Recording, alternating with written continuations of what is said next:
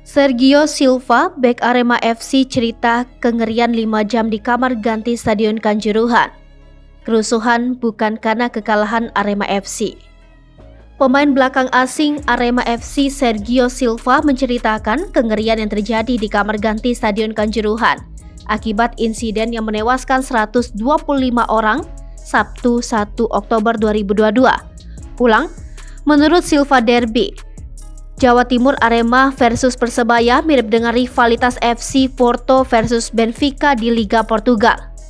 Kepada media Portugal, A Bola, pemain 28 tahun itu menceritakan dengan runut apa yang dialami usai laga Arema versus Persebaya.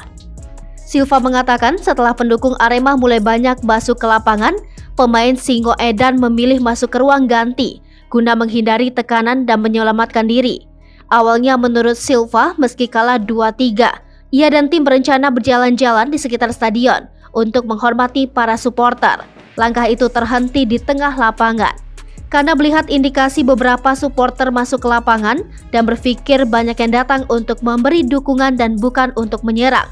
Tetapi untuk antisipasi, ia dan tim pun pergi ke ruang ganti. Silva dan pemain Arema lain tidak tahu banyak situasi di luar ruang ganti. Meski tidak kontak dengan supporter, tim asuhan Javier Roca itu tidak merasa benar-benar aman di ruang ganti dan menghabiskan 4 atau 5 jam di ruang ganti, dijaga dengan meja dan kursi yang menahan pintu. Ia mengatakan tidak tahu apa-apa, ada banyak kebisingan, keributan dan jeritan di koridor.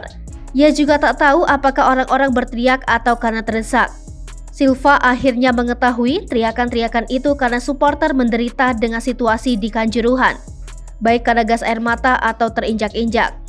Dia melihat banyak orang yang putus asa, termasuk juga melihat supporter yang meregang nyawa dan yang ingin melarikan diri. Pemain berkebangsaan Portugal itu juga mengatakan, kerabat dari official Arema FC ikut jadi korban tewas dalam tragedi di Kanjuruhan. Silva mencoba menyimpulkan insiden horor di Kanjuruhan itu bukan semata-mata karena supporter tidak puas dengan kekalahan Arema dari Persebaya.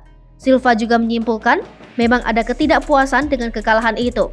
Tetapi menurutnya sebagian besar supporter bereaksi terhadap polisi dan situasi menjadi tidak terkendali.